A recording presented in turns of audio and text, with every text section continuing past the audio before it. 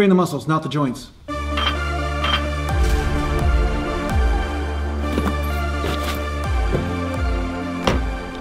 Okay, so today I'm gonna go to Murph's gym. I'm gonna do some chest, back, and legs, and I might do a few more body parts, but my priority is to get the chest, back, and legs in. And it's gonna be a lower volume workout. The reason why is because my garage, I can get some squats in and stuff like that in there, but because the floor is a little bit uneven, I haven't corrected that yet.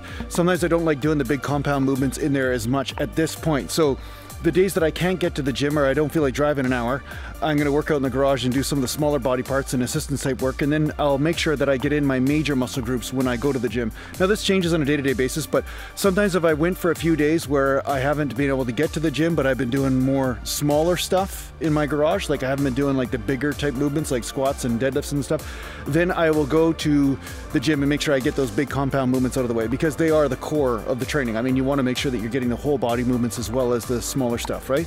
So yeah, so follow me along, and then I'm going to be driving out to Chilliwack here. It's about 25 minutes.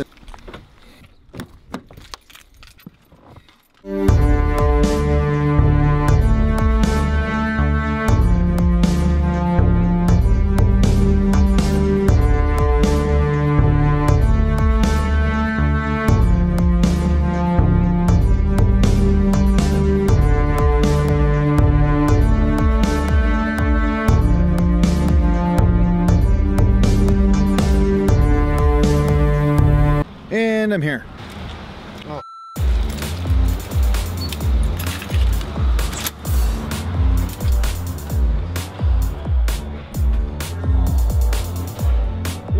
Okay, here's a real-time vlogging moment right here. This is dedication to the gym. I just want you to see right here. Look, floor is black. That's red. You see that? Bench is red. Now look at this. Look at this. This is. I'm a real team player. Watch this. I try not to put my shoes on the bench, but my shoes match now. Look at that. Hey? Shoes match the bench. Hey? That's right. That's a gym team player right there. That's a gym team player right there. See? I matched the gym. I had to change shoes just because different gym. So if you want to get those shoes, I'm sure I'll find a link down below. You can get them. What are you looking at, Adam? I'm just self-professing my admiration for your lifting technique. Well, what I did was I said I'm a team player, see? So I said I'm going to match the gym. All the colors is Murph's gym inspired. See? Team player? Yeah, well, you started. Adam actually inspired this because Adam likes to match the balls. I'm starting to notice you're looking a lot like me over there. Adam likes to match the ball. Usually, like today, he's not. Frankie, put it on the left one. Frankie, put it on the left one. Okay, okay. Oh yeah, it has to be the left one because that's how Adam usually wears gray and then purple on top, right? So that's why he's really specific about how the balls are stacked. Adam's very ball fixated. I don't know what that means, but. So welcome back to Natural Gallant Bodybuilding, and thank God Adam has a good sense of humor, because I've only been in the gym for a few weeks here, and already I'm slagging him, so thanks Adam. Thanks for having a good sense of humor there, big guy. So anyway, as you can see, I'm doing the warm-up here. I'm doing some chest, back, and legs, and I'm going to be warming up and just getting those joints moving, right? Just getting those joints moving. Well, that didn't sound very good, but that's why we warm up. That's why we warm up.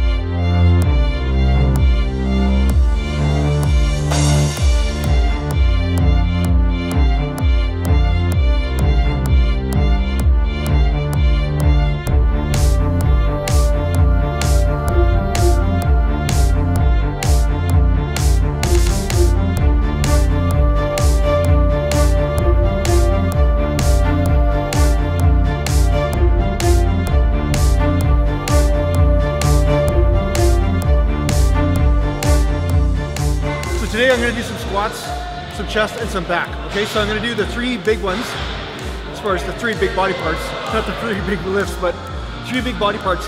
And then I'm going to move on to some smaller body parts. If I have the energy, we'll see how I feel. But most importantly, I want to get the chest, back, and legs in today, okay? Hey Adam, I just wanted to get clear about this. Would you consider yourself ball fixated? Swiss ball, that is? Like, no? Okay.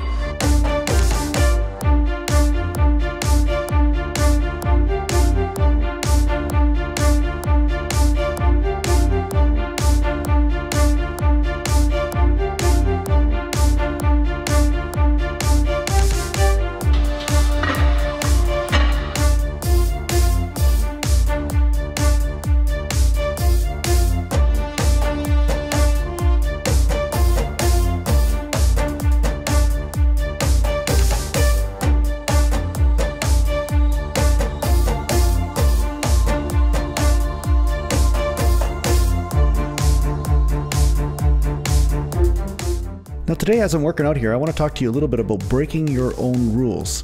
Now you're going to see what I mean later on in this workout because I'm going to surprise you. I'm going to do something that I don't usually do, but I'm going to surprise you because some of you guys think that I just stick to one way of doing things. But the fact is that your body will teach you the way to do something in any one moment. And sometimes that changes. Sometimes things change in an area, or sometimes you want to hit a certain part of your body that you cannot hit with a different exercise or range of motion or rep range or whatever. So basically you have to break your own rules. Once in a while you have to break your own rules. You find out what works and you stick to it, and then at some point you find out, okay, this isn't working as well for me, or maybe you just need a mental change. Sometimes it's just nice to change things up, just to experiment, just to keep playing. That's the thing. If you keep playing with your workouts, keep having fun with them, keep becoming creative, you start to make discoveries and make gains in certain areas that you never thought you could make gains in. So this is why I really tell people, find out what the rules are, but don't be afraid to break them from time to time, because once you start breaking them with your awareness, okay, when you have awareness about what works and what doesn't work, then when you break the rules, you'll be breaking the right rules at the right time.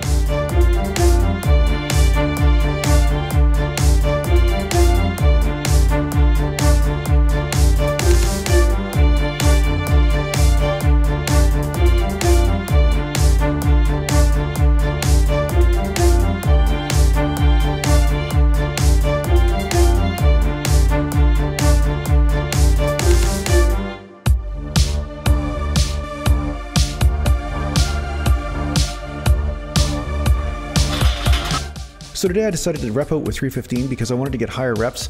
I wanted to hit the muscles in a different area. And like I've taught you guys before, when you do different rep ranges with a compound movement, different muscle fibers or different parts of your body will hit failure before others.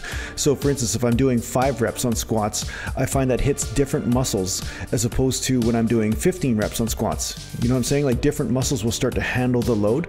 So that's why I like to rep out once in a while, because it seems to hit that utter sweep in my quad quite well. And I do hit a lot of hamstring and stuff, but once I start going super heavy, then my hamstring really becomes more the weak link. And of course, as you're using different weights, especially with something like the squat where there's a lot of counterbalancing going on, your squat groove totally changes, which explains why different muscles get hit. But there's also the other thing where when you're doing different rep ranges, you're hitting different muscle fibers, you're hitting more slow twitch or fast twitch. That's also another explanation. But the majority of it I've found is just that your groove itself changes. When you're doing more power movements, it's natural for the body to start using more the muscles around the hip instead of the knees, because the hip is where most of the power is generated. The hip, where there's extension of the hip anyway, such as in deadlift, this is a very power oriented type of place, which is one of the reasons why it explains when you use heavier weight, your hips really come into play. So here I am doing some foam rolling, and I don't do a lot of this because I didn't have a foam roller at my other gym, but it is like a massage therapy technique where you're basically working some of the muscle knots out of the muscle and you're starting to help loosen up that area so that way more blood flow is traveling into the area, right? So I find the side of my left hip, the piriformis muscle as well as the glute medius, tends to get a little bit tight, and then that will radiate tightness down the vastus lateralis on the left leg a little bit. So I find working on the trigger points in the lower back or in the glutes or the side of the glutes, when you alleviate these trigger points in this area, this helps the quadricep function properly, because then the hip is sitting proper, and when the hip's sitting properly, then there'll be the proper tensile strength or tension in the quadricep itself, and this will lead to proper tracking of the patella up and down the knee. So basically, if your outer quad is pulling too hard on the patella, it'll actually pull the kneecap laterally, and that will cause knee pain or vice versa. So anyway, the bottom line is that you want the quads to be functioning properly, and you want them to not be over tight because the hip is sitting improperly in the joint. So I hope that gets my point across. I don't even know if I did a good job of that. Sorry if I didn't. But anyway, here I am going on to bench press. So this is the next movement I wanted to do. I wanted to do some full range bench press. This is the surprise. See, this is the rule that I'm breaking. I'm actually touching my chest. And the funny thing is, I actually find this easier than not touching my chest. So that's kind of the funny part about it, because, you know, so many people were slagging me online because I wasn't touching my chest. But I find touching my chest way easier because it actually stops the momentum of the bar for you. Your muscles aren't actually stopping. It's your body's actually stopping probably 40 or 50 pounds of the weight as it hits you in the sternum, you know what I'm saying? So it's a little bit easier. Whereas if you stop with the delts or the muscles, it's actually harder on the muscles when you actually stop the momentum with the muscles themselves. So this is the rule that I'm breaking today. This is the rule. And I'm having fun with this just because I always break my own rules. I always test my own theories, because everything that I do is on a moment per moment basis. Anything that I decide to do with my body has to do with that moment and what is right for my body in that moment. So yeah, I'm touching my chest today because I like to. Today. And the last day I trained chest, but I'm just doing it for fun, okay? So don't get on me about it.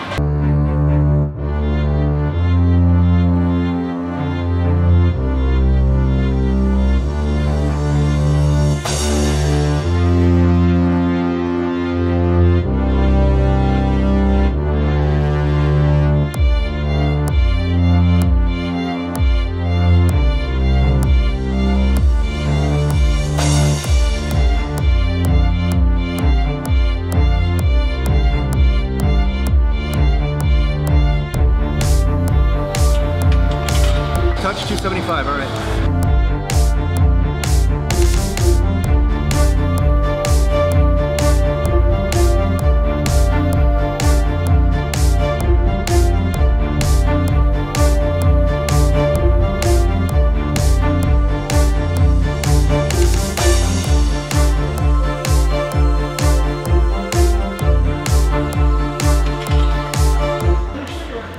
It's actually a little bit easier sometimes because you're actually sticking the chest out more.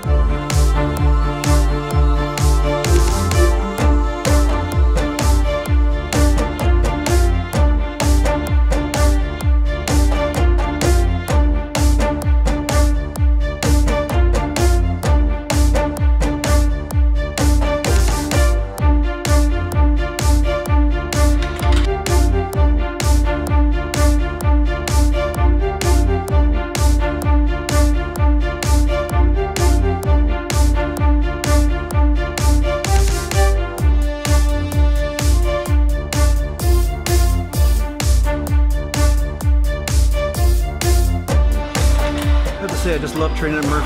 The bar's really good. This bar's good. It's got the two marks for the knurling, so it's really easy for me to find the right length. It's also really thick. The knurling's really thick, so it's easy to keep a grip and everything. So yeah, I love this gym. I have to say, I just love this gym. It's a great gym. I'm just gonna find a way to get Kyle to move it closer to my house.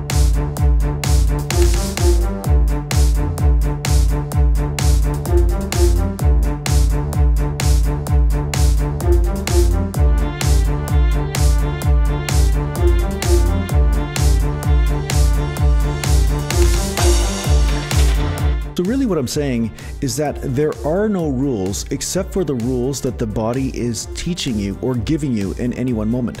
Because some days it might be right to touch your chest for bench press, and some days it might not be right, depending on your injury history, depending on your genetics, depending on your joint ratios.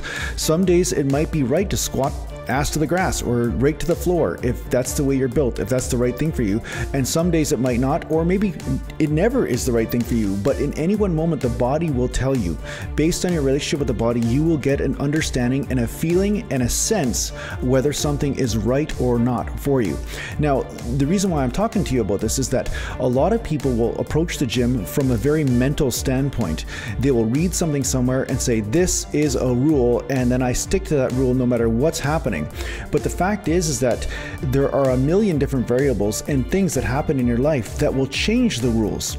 An injury is one of those circumstances where the rules will change for you. One day it might be right for you to do a certain exercise, and then the next day it is no longer right for you.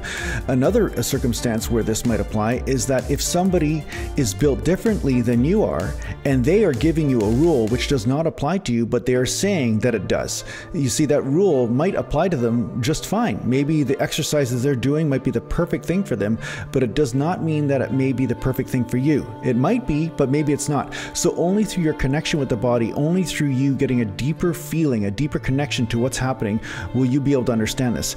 And one of the sure signs that something is not necessarily going right for you in that moment, maybe you're not in alignment with your body, is if you're getting a lot of joint pain or a lot of joint problems of some sort, whether it's lower back pain, whether it's inflammation in the elbows, the shoulders, something like that. That means something may have to change, either with your technique, your nutrition, your sleep, whatever it is, but something has to change.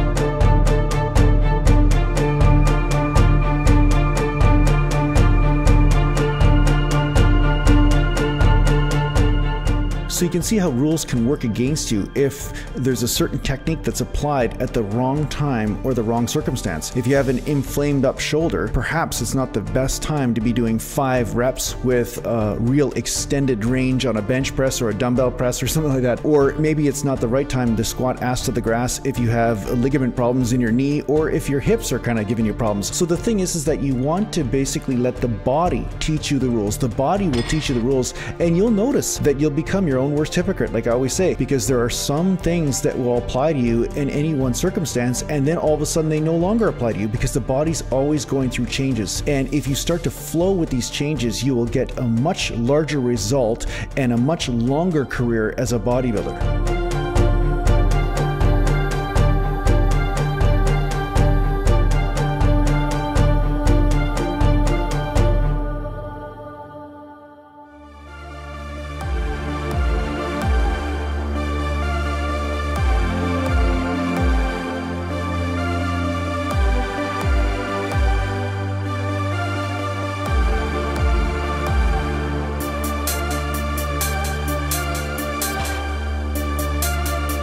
Okay, so that's a workout. I just finished a workout at Murph's gym here. So I did some chest back and some legs, and then I did a little bit of biceps as well to finish it off. So I got a pretty good workout in. It was good. Yeah, it was a great time. I just love working out at this gym. So a lot of good guys here, a lot of good girls too, good people, right? So it's nice to work out in a nice atmosphere where a lot of people have a good community kind of mindset. I don't know about you guys, but some gyms out there's some gyms that are really ego oriented, where there's a lot of people that are kind of separate, but in this gym it's a real community kind of feel to it. So that's one of the reasons why I love it, and that's why I travel at 25 minutes to come here. It's just a great gym. Hopefully I'll be able to convince these guys to do a dance video or something at some point, but I don't know if that's gonna be anytime soon, but we'll see what happens. Thanks a lot for watching, and I'll see you soon, and share my stuff. You heard me, share my stuff.